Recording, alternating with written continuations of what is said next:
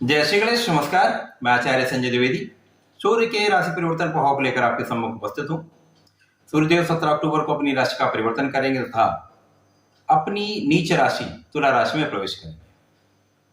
जैसा कि विदित है कि जब भी कोई ग्रह अपनी नीच राशि में प्रवेश करता है तो उसका बल क्षीण हो जाता है, उसका पराक्रम कम हो जाता है, उसका सामर्थ्य कम हो जाता है, उसका प्रभाव निर्बल प्रभाव देने लगता है, नकारात्मक प्रभाव में वृद्धि हो जाती है, सकारात्मक प्रभाव कम हो जाते हैं।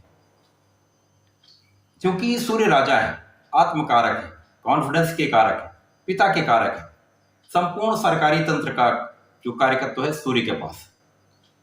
इसी प्रकार से प्रशासनिक सेवाओं का, सरकारी नौकरी का, ये समस्त कार्य सूर्य के द्वारा ही गवर्न होते हैं। अब जब सूर्य ही नीच के होंगे तो इनका नकारात्मक प्रभाव बढ़ जाएगा। आज मैं कन्या राशि के लिए सूर्य के राशि परिवर्तन का क्या प्रभाव रहने वाला है, इसके बारे में संपूर्ण विश्लेषण करने जा रहा हूं। ये राशिफल आपके चंद्र राशि पर आधारित है। जिन लोगों का कन्या लग्न है उनको भी राशिफल अवश्य देखना चाहिए। कन्या राशि के लिए सूर्य द्वादशेश होते हैं, अर्थात व्ययेश होते हैं। व्यय भाव का स्वामी अब धन भाव में जा रहे हैं। ये धन भाव में जा रहे हैं, परंतु यहां पर जाके नीच क्यों होंगे? प्रारंभिक समय जो ग्रहों की स्थिति, उसमें जो लग्न के स्वामी हैं बुध, वो प्रबल स्थिति में। जैसा कि शास्त्रों में कहा गया है कि यदि लग्न बलवान है तो राशि परिवर्तन, जो ग्रहों का राशि परिवर्तन होता है, उनका नकारात्मक प्रभाव कम हो जाता है, सकारात्मक प्रभाव में वृद्धि हो जाती है। अब क्योंकि बुध के लिए सूर्य परम मित्र है, अब इनके लिए जो सूर्य का गोचर है वो धन भाव में हो रहा है। व्यय का स्वामी धन भाव में जाएगा, यह अत्यंत शुभ है, धन की वृद्धि होती है, परंतु ये नीच राशि में जा रहे हैं।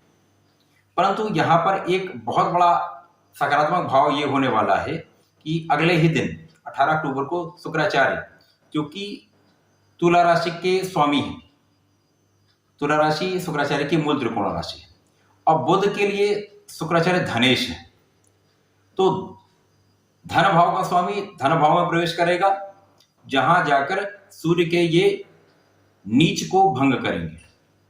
तो जब सूर्य का नीच भंग होगा तो प्रारंभिक समय में जब तक शुक्राचार्य का राशि परिवर्तन नहीं होगा, तो जैसे ही सूर्य का परिवर्तन 17 अक्टूबर को होगा, अचानक ये आपको धन हानि का योग बनाएंगे। वाणी से आप अपयश का योग बनाएंगे। आपकी वाणी, क्योंकि बुध वाणी के कारक है, द्वितीय भाव में नीच के सूर्य पहुंचेंगे। सूर्य व्यय के स्वामी है, साथ ही साथ यहाँ पर सूर्य जो होते हैं वो राज शासन के, सत्ता के कारक होते हैं। तो यहाँ परिवार के भाव में जाएंगे तो यहाँ वाणी के कारण परिवार में संबंधों में समस्या आ सकती है। यहाँ पर आपसी संबंध कहीं ना कहीं नकारात्मक होने वाले हैं। बहुत कम समय के लिए ये सही, परंतु आपको बहुत सावधान रहना होगा। यहाँ आपके धन में अचानक हानि का योग बनता है, तो आपको इस समय बहुत सोच समझकर व्यय करना है। अपने स्वास्थ्य पर ध्यान देना, वाद विवाद में नहीं पड़ना, नहीं तो यहाँ पर कानूनी समस्याएं हो सकती हैं।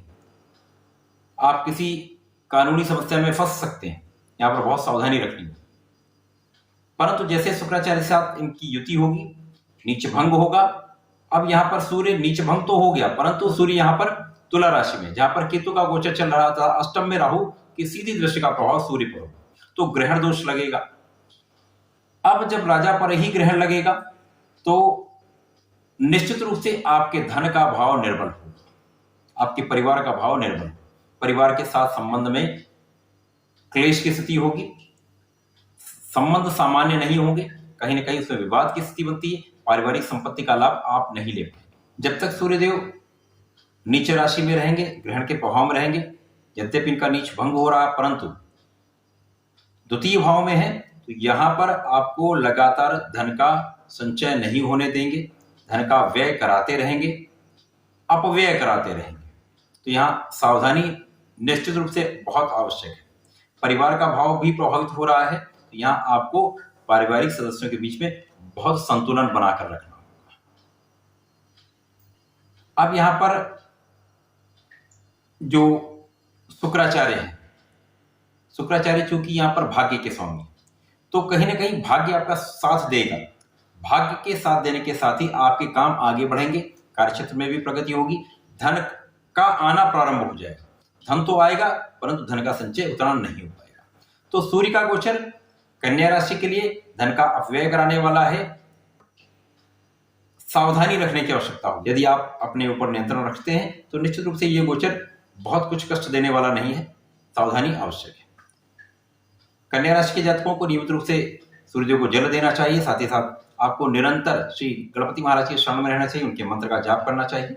यदि इस समय में श्री गणपति स्तोत्रम का पाठ करते हैं तो अत्यंत शुभ प्रभाव मिलता है। तो ऐसा करें, वैसा इसका लाभ लें। धन्यवाद, नमस्कार।